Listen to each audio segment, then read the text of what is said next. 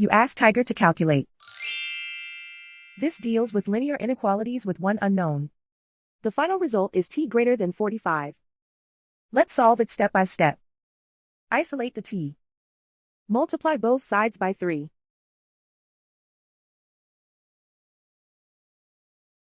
Group like terms.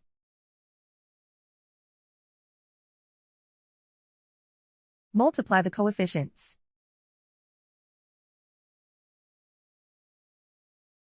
Simplify the fraction.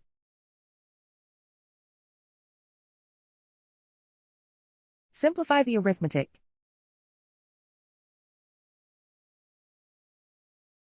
Plot the solution on a coordinate grid. And so the final result is t greater than 45.